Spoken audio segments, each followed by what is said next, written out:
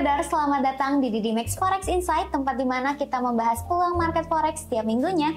Sudah hadir bersama kami Miss Mulia sebagai analis dan trader profesional dari DidiMax. Langsung aja kita masuk ke sesi Q&A-nya. Baik Miss, untuk pertanyaan pertama, data apa yang membuka pekan ini dan bagaimana dampaknya terhadap pasar Asia?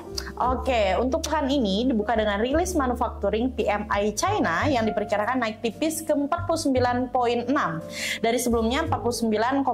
Nah, jika data ini sesuai atau lebih tinggi dari perkiraan, bisa memberi sentimen positif ke aset beresiko dan menopang mata uang Asia seperti AUD dan NZD. Namun jika tetap di bawah 50, pasar masih akan melihat sektor manufacturing China berada di zona kontraksi gitu. Next, pertanyaan kedua, apa yang perlu diperhatikan dari sederet pidato pejabat Bank Sentral hari Selasa nanti? Oke, untuk hari Selasa nanti, 3 bank sentral besar akan bicara, BOA, BOJ, dan The Fed.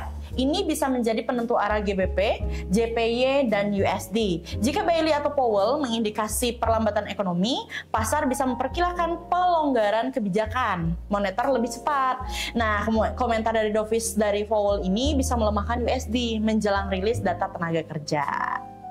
Oke, next, bagaimana ekspektasi pasar terhadap data ISM Manufacturing, PMI, dan JOLTS Job Openings Amerika Serikat? Oke, untuk ISM sendiri diproyeksikan sedikit turun ke 48,8, masih di bawah 50, menandakan sektor manufacturing Amerika Serikat masih lesu. Sementara JOLTS diprediksi naik tipis ke 7,45 juta jika data ini menunjukkan pelemahan.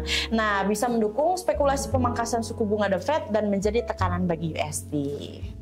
Oke, untuk pertanyaan keempat, seberapa besar potensi kejutan dari data ADP Non-Farm Employment Change? Oke, untuk ADP sendiri diproyeksi naik tajam ke 105K dari sebelumnya 37K. Jika rilis aktual mendekati atau lebih tinggi dari perkiraan, ini bisa memberi sinyal bahwa sektor tenaga kerja masih kuat, yang berpotensi untuk menahan pelemahan USD.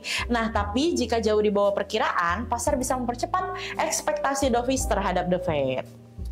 Oke, untuk pertanyaan kelima, bagaimana prediksi dampak CPI Swiss terhadap CHF minggu ini, Miss? Oke, untuk CPI diperkirakan tetap di 0,1% ya. Jika angka aktual lebih tinggi, CHF bisa menguat karena bisa memunculkan spekulasi bahwa SNB perlu mempertahankan kebijakan ketat. Namun jika rilis lebih rendah, CHF kemungkinan melemah karena inflasi terlihat terkendali. Oke. Next, trio data penting dari Amerika Serikat dijadwalkan Kamis malam. Apa yang bisa diantisipasi oleh pasar? Oke, untuk data gaji rata-rata per jamnya diperkirakan melambat ke 0,3%.